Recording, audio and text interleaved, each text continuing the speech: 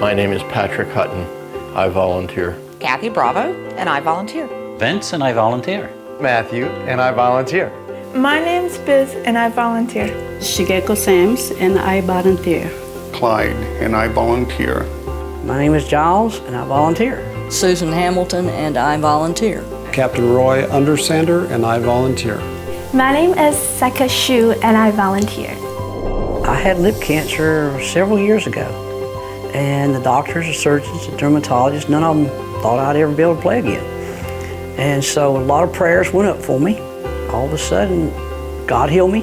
With that, I got into volunteering and performing, and now I go to all the nursing homes and hospice cares all over Jacksonville, any and everywhere and play. And like I tell everybody else, God didn't charge me nothing to heal me. I don't charge them nothing to play. I'm a clarinetist. I'm a volunteer for Heartland Hospice. Been doing it for 4 years. And I go out to nursing homes and hospice cares all over and perform. I always do a military salute. I play something special for any military personnel.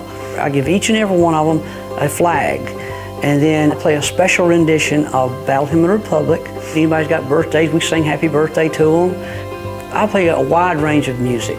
And it brings back so many memories from their past. It's the music of their day. It's what they grew up with. And a lot of these people are confined to wheelchairs. It's almost like they're locked up on the inside and the world is on the outside. And I hope to be able to do a lot more performing through the coming years to just bring more happiness, more joy to people in the nursing homes. That's something money can't buy. One of our founders, Will Mayo, has a very famous quote that it's up to each of us to give back to the communities in which we live and work. And it's a thought we take very seriously with every member of our organization. We're involved in the last year, we sponsored 30 different events with 55 different organizations in Jacksonville. For example, the Sulzbacher Center. We have physicians who do physical exams, minor procedures, psychiatry, and they deliver services monthly to residents at the beaches who are employed but don't have insurance. We had over 1,000 members of our organization who participated in the Heart Walk, raising money and donating to the Heart Association.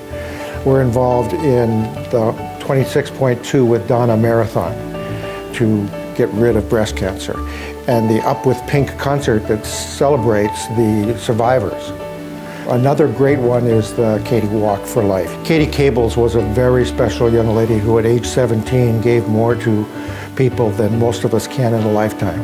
She was tragically killed in a car accident, but had signed up to be an organ donor and gave the gift of life to 5 different patients, ages 9 to 62.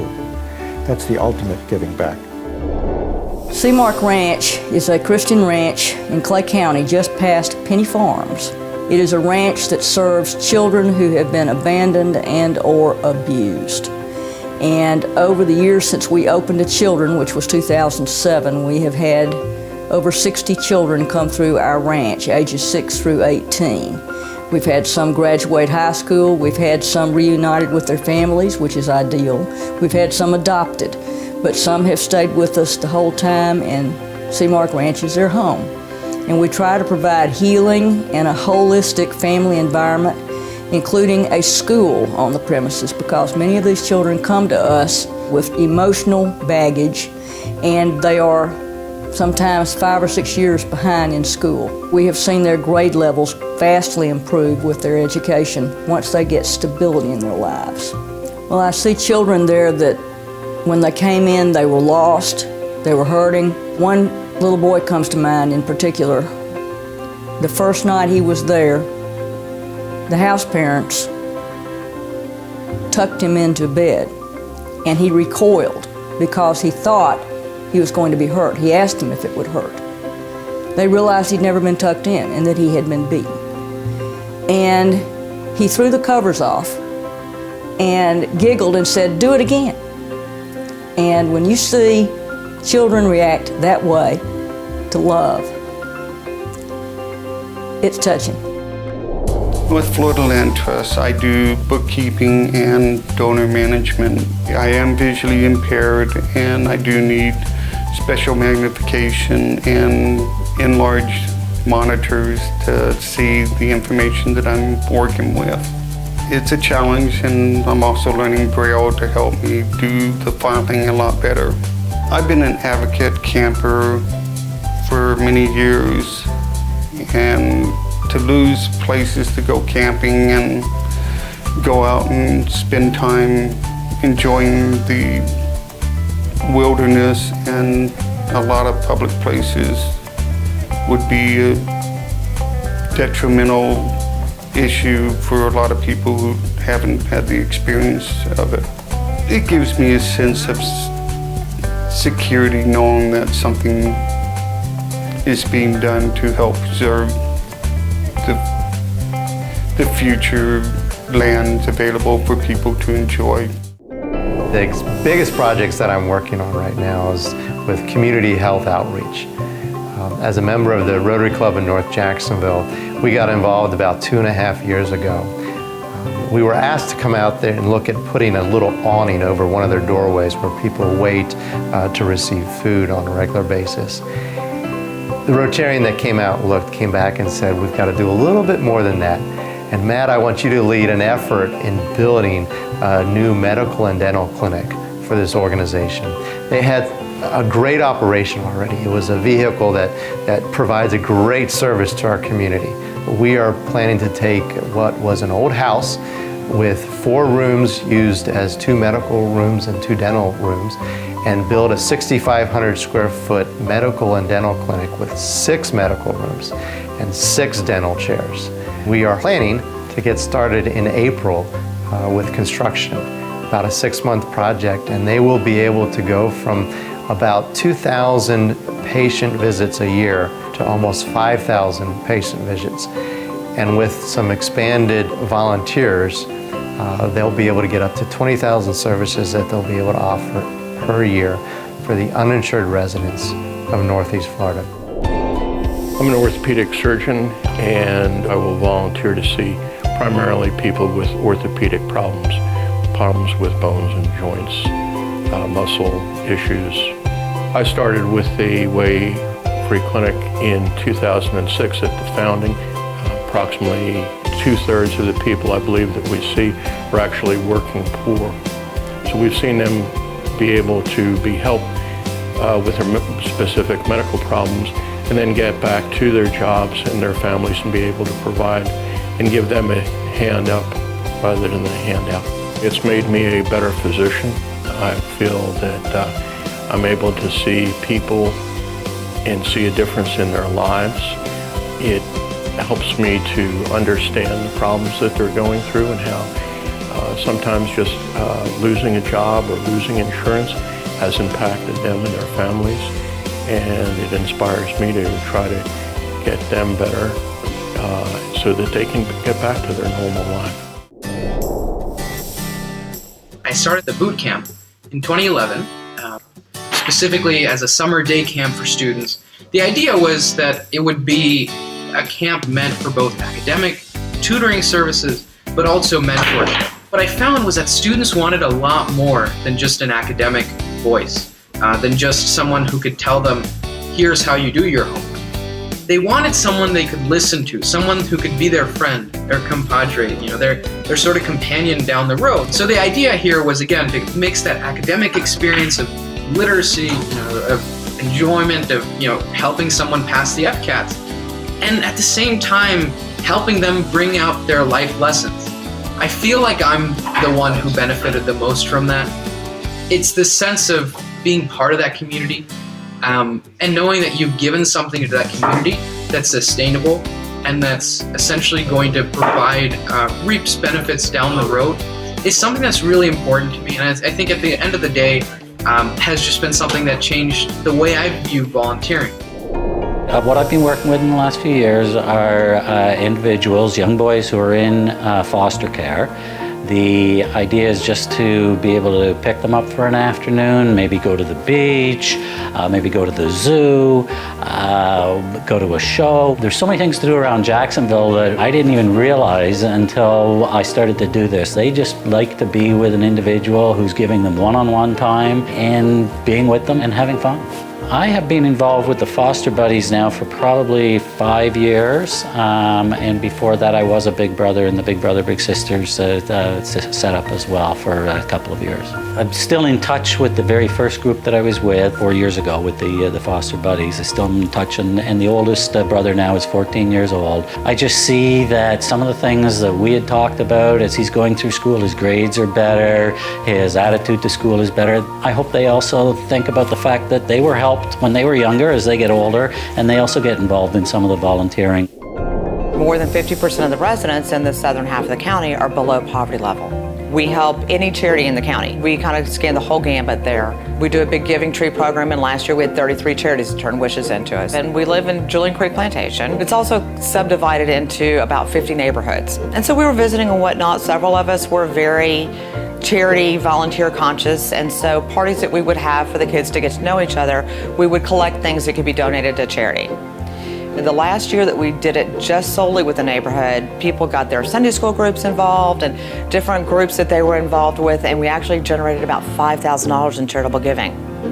So the idea came to us that if we had one neighborhood doing $5,000 with their giving for the year, what would happen if we somehow band together all 50? And got somebody out of each neighborhood to get involved with JCP Cares and relay that information to all their neighbors. And so that's really kind of how it started. We did Dog Day Afternoon, which we'll be doing again this year in April.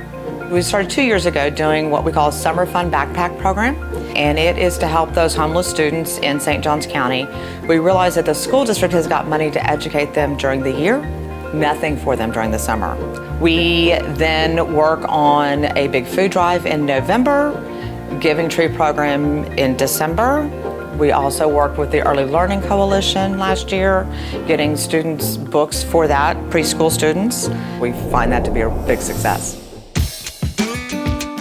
There's about 10,000 active duty and reserve sailors who work on the base, and then there's another roughly 10,000 civilians that work on the base. So I'm humbled to be here to represent all the activities that they do. This group of people volunteer in so many numerous ways, anywhere from helping out the Boy Scouts, helping out church groups, civic groups. Once a year we do a shoreline cleanup. We go to schools. There are several squadrons that have adopted schools, and I can't think of a better role model for these young students to have than a young sailor in uniform. The base just has a very big impact on the local community. A lot of times people in the community don't want to commit themselves too much to you because they know that you're only here for a short time and that you're going to rotate out and be gone. And so I think our sailors at NAS Jax, they don't have that problem as much because they overwhelm them with so much goodness and support and help that people can't help but be drawn in by these folks. And I really do. I think it makes it a stronger community overall. Every Tuesday, once a week, we serve in the kitchen, and then we go over to the children's building, and we clean the children's building. Usually, when we're done, right before we close the window, they clap.